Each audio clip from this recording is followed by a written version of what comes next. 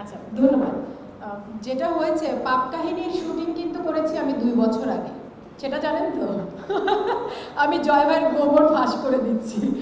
আসলে যেটা হয়েছে যে একটা কাজ করার পর সেই কাজের পরবর্তী ধাপের যে কাজগুলো থাকে সেটার জন্য একটা সময় প্রয়োজন, এবং তারপর আমাদের দেশের সার্বিক পরিস্থিতি সব কিছু মিলিয়ে আসলে আইস্ক্রিন এবং মানে আমার ডিরেক্টর চিন্তা করছিলেন যে আমরা একটা ঠিকঠাক সময়ে কাজটিকে দর্শকদের সামনে আনবো, সেই কারণে এই সময় আনা। কিন্তু এই কাজটার শুটিং আমরা 2 বছরেরও বেশি সময় কাজটার আগে শুটিং করেছি।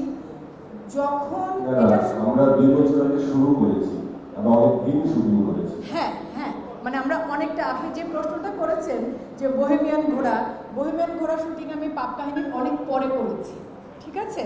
তো এই চরিত্রটি, পাপ কাহিনীতে আমার চরিত্রের নাম রূপা চরিত্রটি আমার কাছে আরও অনেক আগে এসেছে, এবং জয় ভাই একটু দুষ্টু মানুষ, তো সব কিছুতে একটু দুষ্টুমি মিশিয়ে দিতে পছন্দ করেন। তিনি বলছিলেন যে আমি তাকে বলেছি আমি করব না কাজটা, একদমই ভুল তথ্য দিয়েছে আপনাদেরকে। আমি বলেছিলাম আমি তোমার উপস্থাপনায় কোনো অনুষ্ঠানের গেস্ট হব না, তোমার উপস্থাপনা আমার পছন্দ না, কিন্তু অভিনেতা হিসেবে তোমাকে আমার পছন্দ, পরিচালক হিসেবে তোমাকে আমার পছন্দ, এবং তোমার গল্প চরিত্র পছন্দ হলে আমি অবশ্যই কাজ করব। জয় ভাই আমাকে পুরো স্ক্রিপ্টও পাঠায়নি।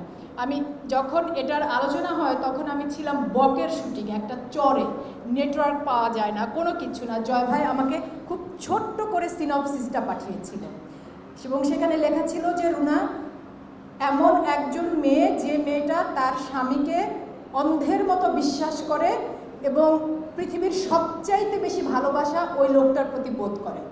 সেই মানুষটা যখন এই মেয়েটার সাথে বিশ্বাসঘাতকতা করে, তখন তার হিংস্রতা, তখন তার প্রতিশোধ নেবার স্পৃহাটা কেমন হতে পারে, সেই অংশটাও আমরা দেখব। ঠিক এটুকুই বলেছিল। আমরা বলছি হ্যাঁ জয় ভাই, তুমি রেডি করো, আমি আসছি, এসে শুটিং করবো।